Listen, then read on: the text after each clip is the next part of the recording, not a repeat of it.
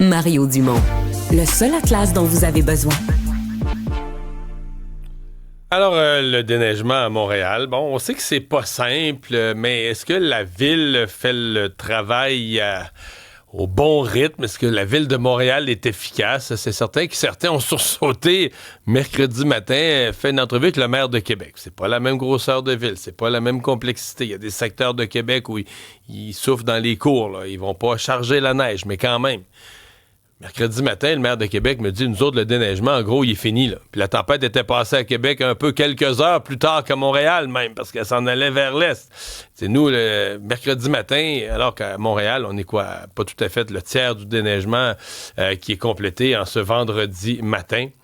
On va en parler immédiatement avec la candidate annoncée à la mairie de Montréal, ministre fédérale jusqu'à il y a quelques jours, quelques semaines, Soraya Martinez-Ferrada. Bonjour.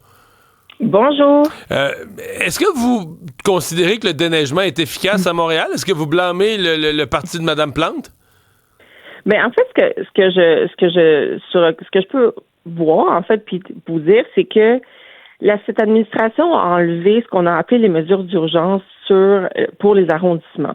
Donc, les arrondissements avaient la capacité d'entamer, par exemple, des déneigements d'urgence, et ça, maintenant, ils ne peuvent plus le faire. Et même s'ils le font, mais ils sont pénalisés, ils peuvent recevoir des amendes internes, si on veut, au niveau de la ville, ce qui a complètement aucun sens.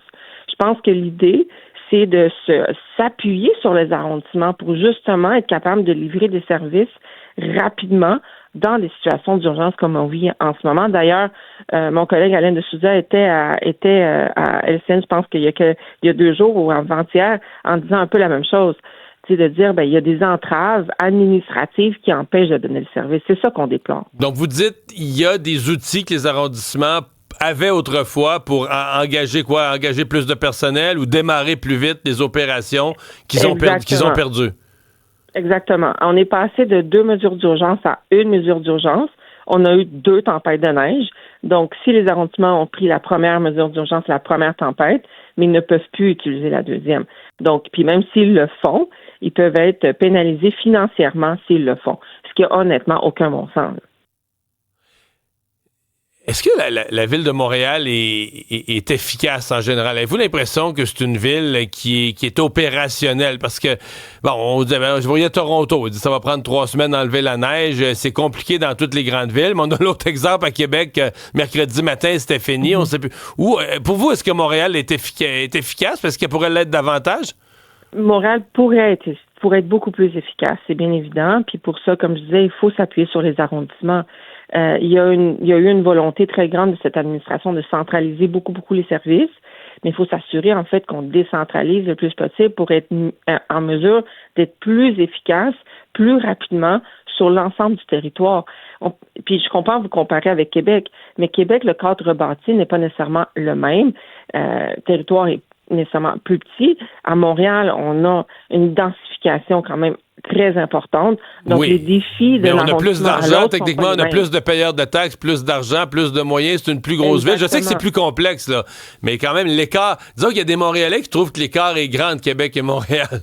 Oui, parce qu'on s'appuie pas sur les arrondissements.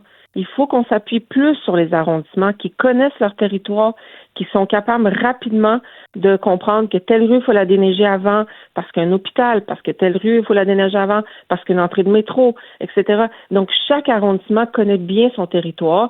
Il serait capable d'avoir des plans de déneigement beaucoup plus rapides.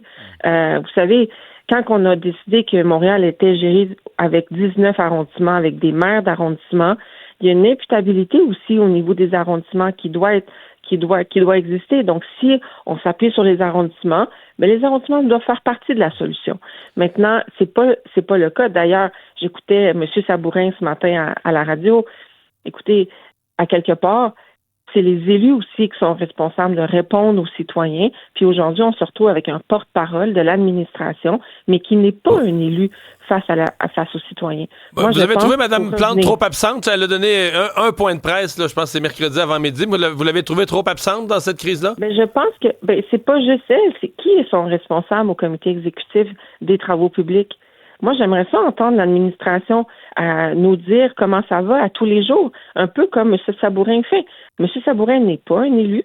Il est un fonctionnaire, il est quelqu'un qui est un porte-parole de la ville, mais il n'est pas le porte-parole des élus qui, eux, ont été élus par les citoyens pour répondre justement aux services qu'on donne aux citoyens en ce moment. Soraya Martinez-Ferrada, merci d'avoir été là. Merci, Au bonne revoir. journée.